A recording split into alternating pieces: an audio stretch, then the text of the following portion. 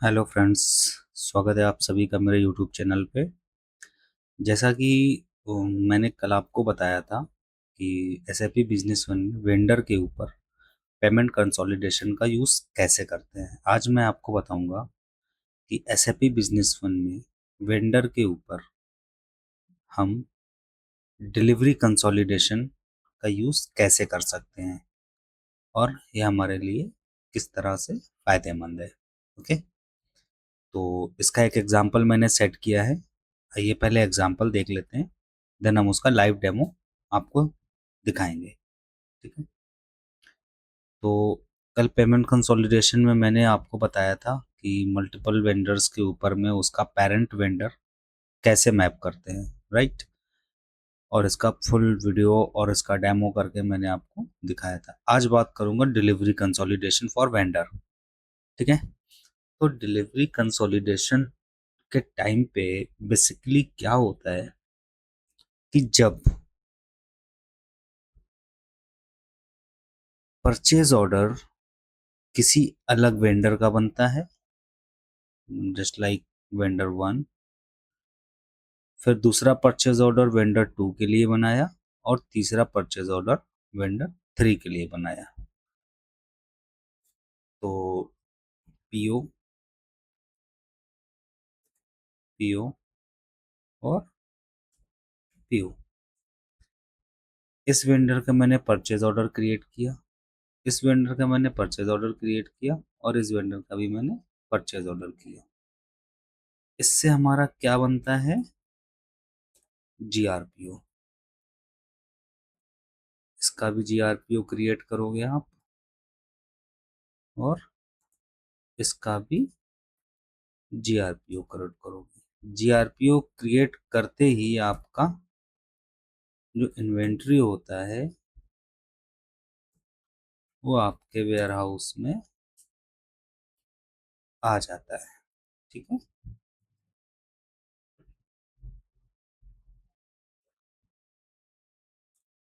ये आपका इन्वेंट्री इन हो गया। ठीक है, जीआरपीओ करते ही आपका स्टॉक इन हो जाता है। लेकिन इसके बाद जब आप एपी इनवाइस क्रिएट करते हो, परचेज इनवाइस, एपी इनवाइस और एपी इनवाइस, तो आप नेचुरल प्रोसेस में आप इसी वेंडर का फुल प्रोसेस इन्वॉल्व करते हो, इसमें भी फुल प्रोसेस इसी वेंडर के लिए करते हो और इसमें भी फुल प्रोसेस आप इसी वेंडर के लिए करते हो। मतलब एसएपी जो अलाउ करता है आपको, वो ये अलाउ करता है कि जिस वेंडर का आपने परचेज ऑर्डर क्रिएट किया है उसी का आप जीआरपीओ करोगे और उसी का आप एपी इनवाइस करोगे और उसी को आप पेमेंट करोगे।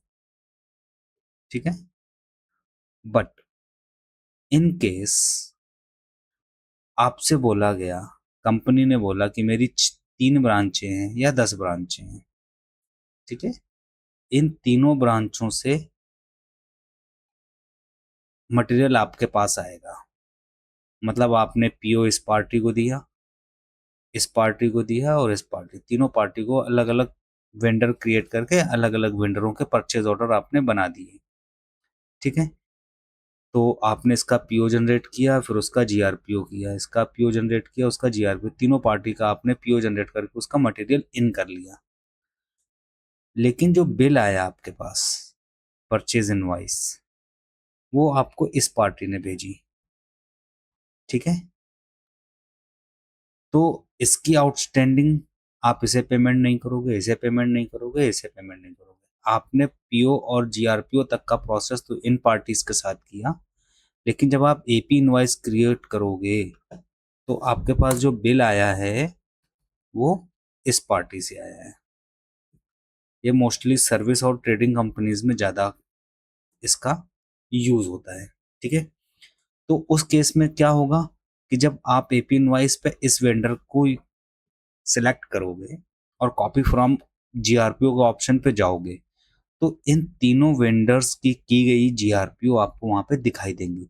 नॉर्मल प्रोसेस में आपका जीआरपीओ जिस वेंडर का होता है, कॉपी फ्रॉम में सिर्फ उसी वेंडर की जीआरएन आपको दिखाई देती है।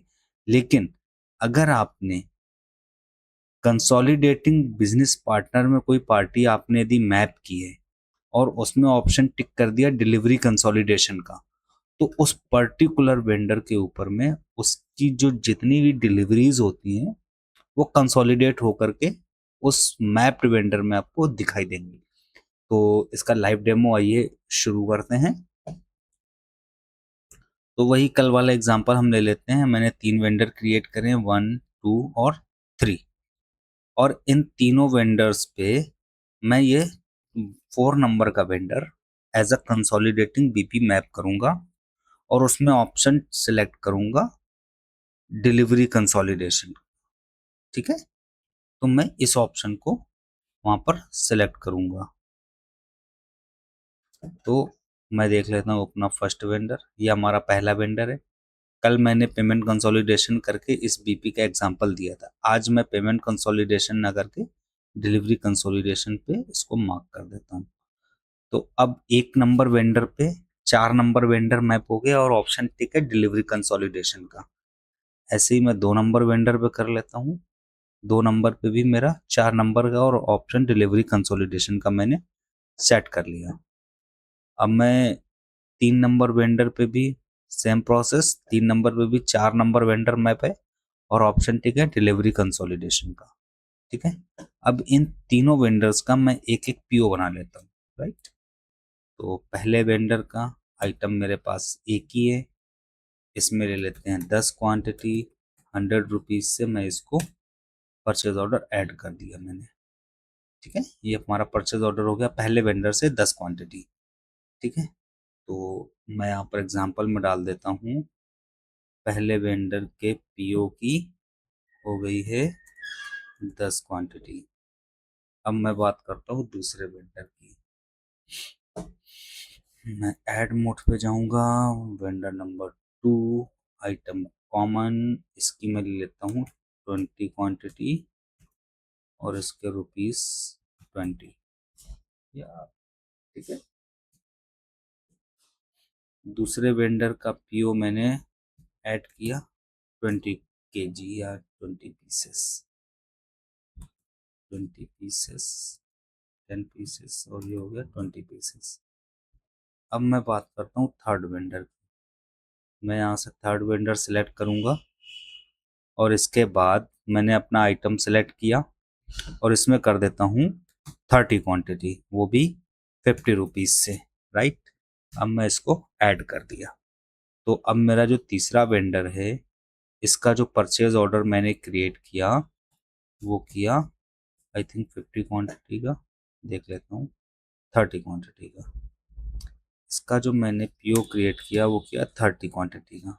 ठीक है, अब 3 पीओ मेरे पास जनरेट हो गए 3 अलग अलग वेंडर के। तो जैसा कि मैंने बताया था कि पीओ पीओ और जीआरपीओ इसी वेंडर का होगा। ठीक है, तो अब मैं एक एक करके तीनों वेंडर्स की जीआरएन कर लेता हूँ, कॉपी टू जीआरएन। ये हमारा जीआरपीओ का डॉक्यूमेंट उस वेंडर नंबर 1 के पीओ के अगेंस्ट में मैं ये जीआरपीओ बना रहा हूँ। मैंने इसको ऐड कर दिया। 10 क्वांटिटी की जीआरपीओ हो गई हमारे पास, इसमें 10 पीस का जीआरपीओ हो गया। अब मैं जाता हूँ अपने दूसरे परचेज ऑर्डर के ऊपर, इसकी भी मैं जीआरपीओ कर लेता हूँ। ये हो गई 20 पीस की जीआरपीओ, मैंने सेव कर दी। तो इसमें आप देख पा रहे हो इसकी भी मैंने जीआरपीओ कर दी 20 पीसेस की। ठीक है, और अब बात करता हूँ थर्ड वेंडर की। तो मैं थर्ड पीओ निकालता हूँ और इसमें इसकी भी जीआरपीओ मैंने कर दी 30 क्वांटिटी की। ठीक है, इसकी जीआरएन हो गई 30 पीसेस। अब नॉर्मली प्रोसेस ये होता है कि जिस वेंडर का पीओ उसी वेंडर की जीआरपीओ और उसी वेंडर की एपी इनवॉइस। तो मैं पहले इस वेंडर के केस में आपको दिखा देता हूँ। अब जब मैं एपी इनवॉइस क्रिएट करने जाऊंगा, ठीक है, और वेंडर सिलेक्ट किया मैंने 1, तो इसके अगेंस्ट में 10 क्वांटिटी की जीआरपीओ हुई थी। मैं कॉपी फ्रॉम जीआरपीओ में जाऊंगा, तो इसकी जो जीआरपीओ हुई थी 10 क्वांटिटी की, वो मैं यहाँ से सिलेक्ट कर सकता हूँ। ठीक है, ऐसा ही वेंडर 2 के लिए भी कर सकते हो, ऐसा ही वेंडर 3 के लिए भी कर सकते हो। लेकिन वेंडर 4 का ना मैंने पीओ बनाया, ना मैंने जीआरएन करी, और ना मैंने एपी इनवॉइस बनाई। लेकिन अगर मैं अपने इस एपी इनवॉइस में वेंडर 4 सिलेक्ट करता हूँ, ठीक है, तो मुझे, मैं इसको दोबारा से दिखाता हूँ आपको। मैं एपी इनवॉइस पे आया, मैंने अपना वेंडर 4 सिलेक्ट किया।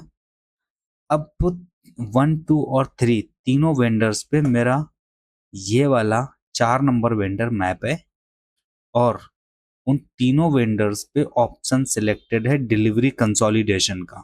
ठीक है, यानी कि उन तीनों वेंडर्स की जो भी डिलीवरी का डॉक्यूमेंट है, मींस जीआरपीओ, जिससे स्टॉक इन हुआ है, ठीक है, वो कंसोलिडेट होकर के इस वेंडर पे सेलेक्ट होने के लिए रेडी है। ठीक है, तो मैं आपको दिखा देता हूँ। मैं यहाँ से कॉपी फ्रॉम करूंगा जीआरपीओ, तो जो तीनों वेंडर्स की मैंने जीआरपीओ कर रखी है, वो तीनों यहाँ पर आपको दिखाई देंगी। ये दिखा रहा है कृष्णा जनरल स्टोर का, ये दिखा रहा है सौरभ जनरल स्टोर का, और ये दिखा रहा है शिवम जनरल स्टोर का। इन तीनों की मैंने जीआरपीओ की थी, और इन तीनों पे 4 नंबर वेंडर ऑलरेडी मैंने मैप किया था, और ऑप्शन सिलेक्ट था डिलीवरी कंसोलिडेशन का। मतलब तीनों की तीन जीआरपीओ का जो बिल है, एपी इनवाइस है, मैं चौथे वेंडर के लिए बना सकता हूँ। अब मैंने 3 को सिलेक्ट कर लिया यहाँ से और फिनिश कर दिया, यस। तो आप देख पा रहे हो, ये पीओ बना था वेंडर 1 के लिए, ये पीओ बना था वेंडर 2 के लिए, और ये पीओ बना था वेंडर 3 के लिए। तो इससे ये पता चलता है कि अगर डिलीवरी कंसोलिडेशन में जो भी वेंडर मैप है आपका,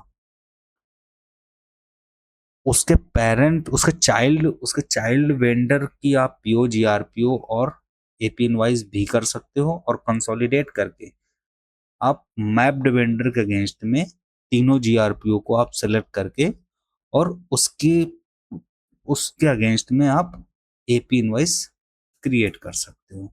यहाँ पर इस वेंडर के अकॉर्डिंग आपका आईजीएसटी अप्लाई हो जाएगा। ठीक है, तो आप इसकी जेई चेक करोगे तो आप देखोगे कि वेंडर 4 के अगेंस्ट में आपकी एपी इनवाइस हो गई है। ठीक है, ये हमारा वेंडर 4 के अगेंस्ट में एपी इनवाइस हो गई, और इसका रिलेशनशिप मैप भी आप देखोगे तो आपको प्रॉपर रिलेशनशिप मैप आपको दिखाई देगा। वेंडर 4 आपका पेरेंट वेंडर था, वेंडर 1, वेंडर 2 और वेंडर 3, इन तीनों वेंडर्स का जो पेरेंट वेंडर है वो है वेंडर 4। पीओ ये बना था वेंडर 1 के अगेंस्ट में, पीओ 4 बना था वेंडर 2 के अगेंस्ट में, पीओ 5 बना था वेंडर 3 के अगेंस्ट में। तीनों की सिंगल अलग अलग जीआरएन हुई हमारी, जीआरपीओ, और एपी इनवाइस हमारी हुई है वेंडर 4 के अगेंस्ट में। ठीक है, तो डिलीवरी कंसोलिडेशन का सिंपल सा फंडा यही है कि आपका पीओ किसी भी वेंडर का बना हो, जीआरपीओ किसी भी वेंडर का बना हो, अगर कंसोलिडेटिंग बीपी में आपने जो भी वेंडर मैप किया होगा, तो आप उसके अगेंस्ट एपी इनवाइस बना सकते हो। और कॉपी फ्रॉम में जिस जिस वेंडर पे कंसोलिडेटिंग बीपी मैप होगा, वो सारे वेंडर्स की लिस्ट आपको वहाँ पे दिखेगी। ठीक है, तो इस वीडियो से रिलेटेड अगर आपको कोई क्वेश्चन हो तो प्लीज़ शेयर पोस्ट करिएगा, मैं उस पर ज़रूर रिप्लाई दूंगा। और अगर आपका कोई क्वेश्चन हो तो आप मुझसे पूछ सकते हैं, मैं उसके अगेंस्ट में आपको वीडियो भी बनाकर प्रॉपर डिटेलिंग करूंगा। धन्यवाद।